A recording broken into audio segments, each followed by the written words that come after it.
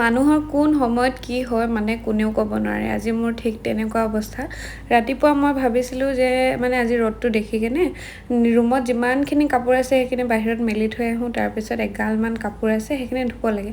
মানে আমাৰ ইয়াত এনেকুৱা হয়, দুদিন যদি ৰ'দ নিদিয়ে তাৰপিছত যদি ৰ'দ দিয়ে গোটেই চুবুৰীটো কাপোৰ আমাৰ ঘৰৰ মানুহখিনিয়ে ধুই দিয়া নিচিনা হয়। মানে আমাৰ ঘৰৰে ইমান বেছি কাপোৰ ওলায়, তো চবে ভাগে ভাগে ধুই এইফালে ময়ো এগালমান উলিয়াই লৈছোঁ। মানে 2-3 টিংমান হ'ব আৰু একদম চব কাপোৰ এইবোৰ থৈ দিয়া মানে কি হ'ল, দুদিন বৰষুণ দিলে তো কাপোৰখিনি ধোৱা নহ'ল, সেইবোৰ ধুই মেলি ধুনীয়াকৈ মই ভাবিলোঁ যে ভাতকেইটা খাই লওঁ।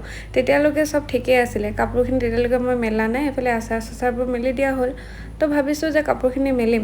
তাৰপিছত প্ৰায় 1 ঘণ্টামান লগৰজনীৰ লগত কথা পাতি মই মানে এই ৰ'দত কাপোৰবোৰ মেলিলোঁ। মেলাৰ ঠিক মেলি এটাইছোঁ, তাইৰ ফোনটো কাটিছোঁ, ঠিক মানে অকণমান দেৰি পিছতে মোৰ ইমান মানে গাল আৰু উঠটো একদম খজুৱাবলৈ ধৰিছে। মই ভাবিলোঁ বিচা লাগিলে, তাকে ভাবিছোঁ মুখতনো কেনেকৈ বিচা লাগিব, ইমানেই খজুৱাইছে, মোৰ অৱস্থা নাই।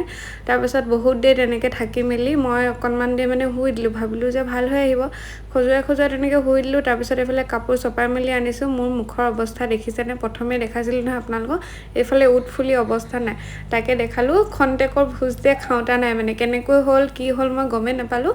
তো ভাবিলোঁ আপোনালোককো দেখাওঁ। তো আজিলৈ ইমানে, বাই।